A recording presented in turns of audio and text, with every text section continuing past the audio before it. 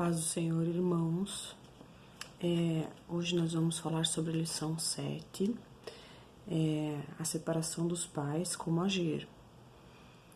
Eu quero pedir a ajuda de Deus, a condução de Deus antes da gente começar a lição. Então vamos orar. Grande Deus, nosso Pai, nos conduz da sua melhor forma, na tua confiança, temos na tua confiança a certeza de que conseguiríamos atingir os seus objetivos, apenas os seus objetivos. Sigo confiando em Ti, Senhor, que será a Tua palavra que estará aqui nessa lição. Em nome de Jesus que eu oro. Amém. Então, na separação dos pais, na separação entre os pais, como agir?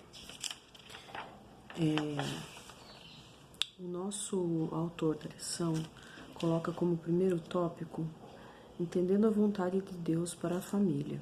Tá? Dentro desse tópico a gente tem a leitura bíblica assim, o destaque.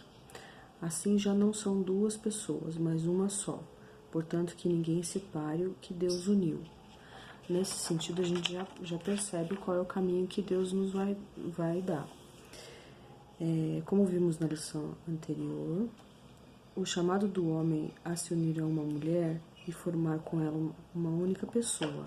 Deus fala isso lá em Gênesis 2:24. Naquele momento que ele está criando a mulher, né? Ele já criou o homem dele e ele cria a mulher. É o ponto de partida para a formação da família. Então a gente vê que não é simplesmente casar, não é simplesmente se unir, é formar uma família.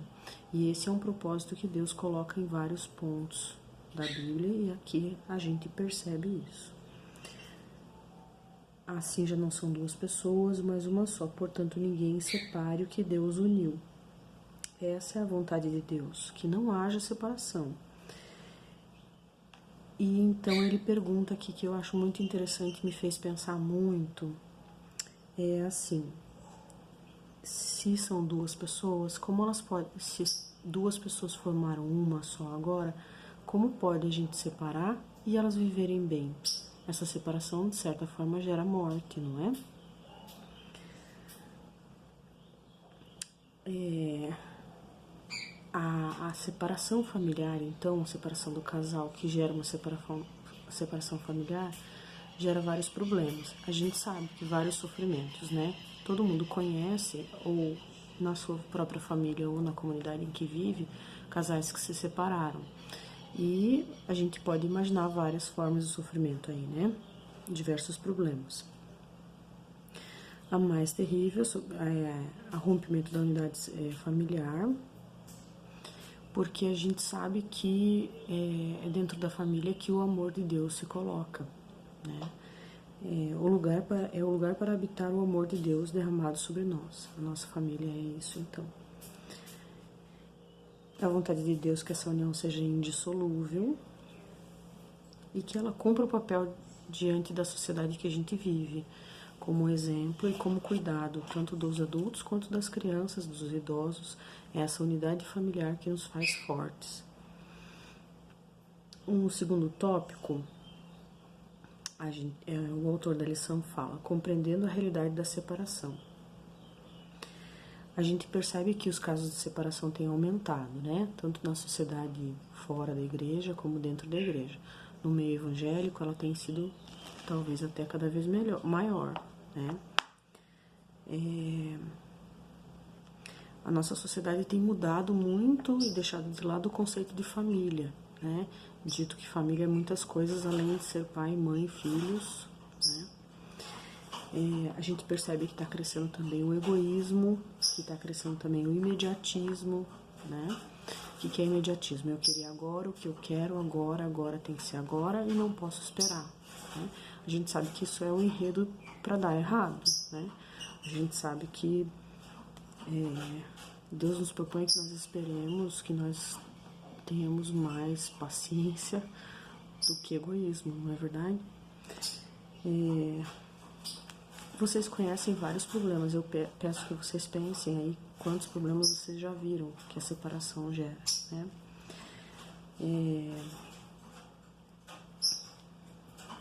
A gente percebe também que muitas separações acontecem por causa da dureza no coração das pessoas, né? Do pecado, né? As pessoas parece que estão cauterizadas para perceber que pecam, né? Muitas vezes, e se colocam duras, assim, né? Nessa coisa de não dá nada, né? A gente sabe que não é assim, que dá problema sim, né?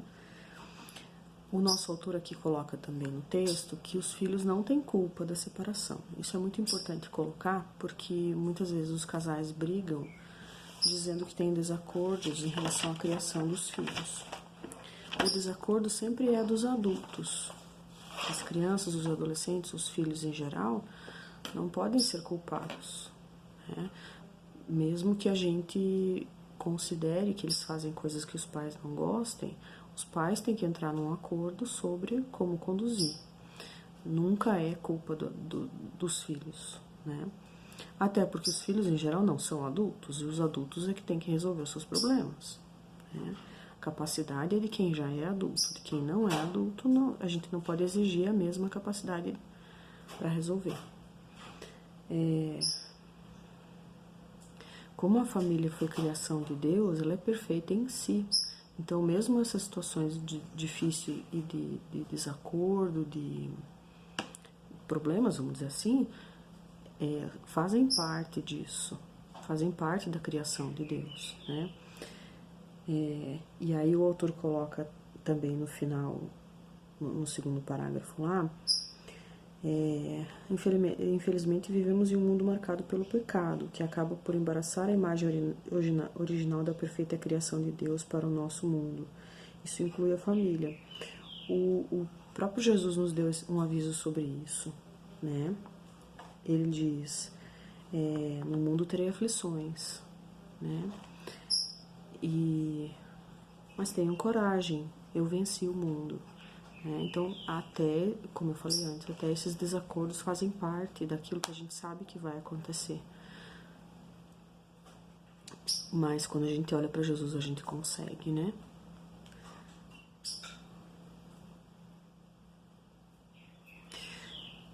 A gente percebe que as separações acontecem por causa de problemas em geral. Esses problemas geram sofrimentos, né?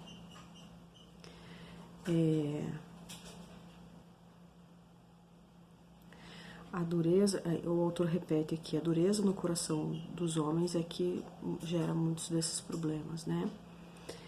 Às vezes os nossos pais são os que possuem o coração mais endurecido. Mas o que fazer? Aí eu viro a página e ele vai para o terceiro tópico. Ele diz separação, e agora? Né? Você pode ser quem leva uma palavra de conforto, né? Não sei se dentro da sua família, ou talvez para um colega, talvez para um casal que você conheça. A comunidade em que a gente vive, uma pessoa dá suporte para outra, não é verdade? Então, ele até coloca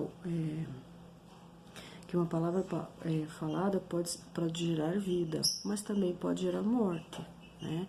Então, muitas vezes, ouvir o que a pessoa tem para falar, às vezes,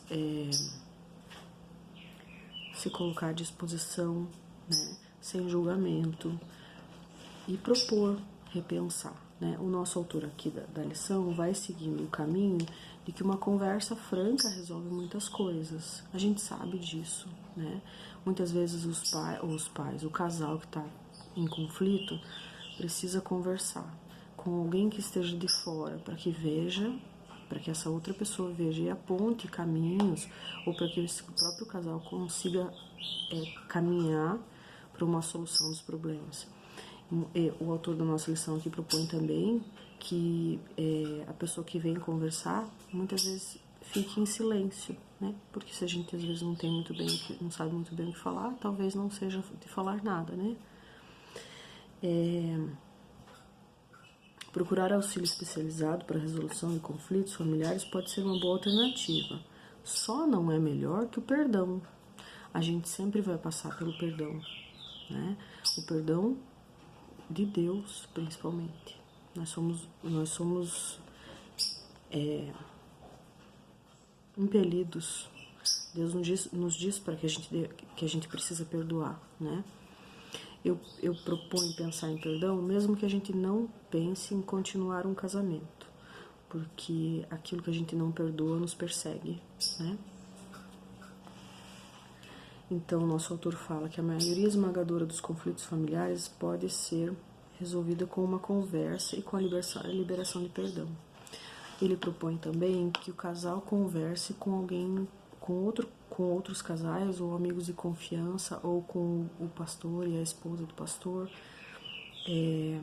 Quem vem de fora às vezes enxerga melhor o que está acontecendo e tem um pouco mais de paciência para conversar, né? O que eu percebo na maior parte das pessoas que eu conheço que têm conflitos no casamento é que a paciência vai acabando e as coisas vão se complicando e vão se tornando um nó sem fim, né?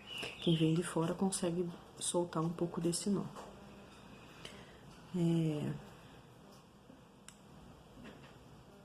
Deus nos colocou lado a lado para que pudéssemos ajudar uns aos outros, né?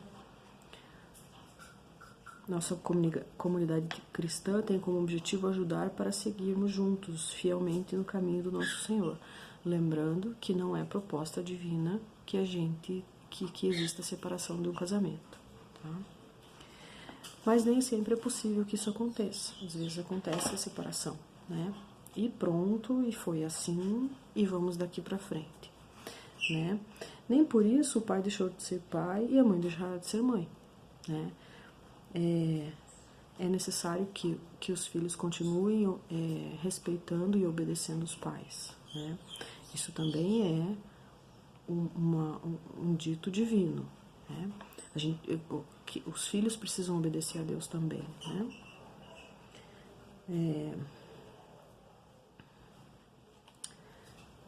Sobre o resto, entregue tudo nas mãos de Deus, pois o melhor Ele fará.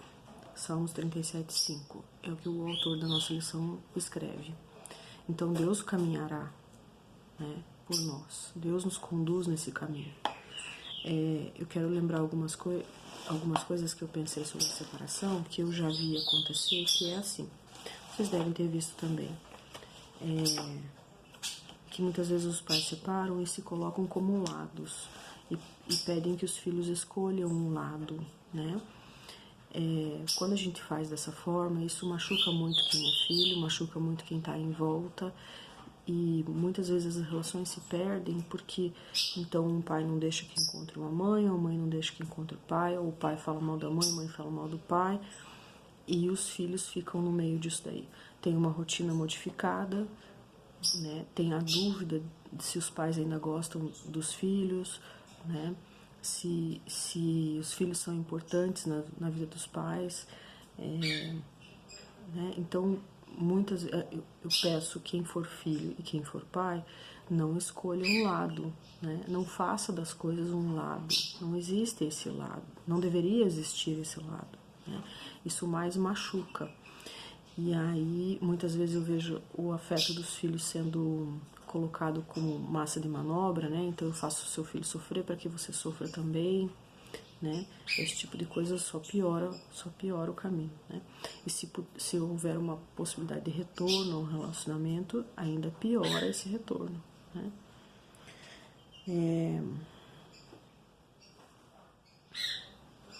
É necessário, então, manter, eu acho, né? Manter o amor e a confiança nos pais, mesmo quando há separação, né? A gente sempre pode pensar que eu errei alguma coisa e o outro errou alguma coisa, né? Esses erros não foram possíveis ser resolvidos dentro da relação. Eles talvez possam ser resolvidos fora da relação, né?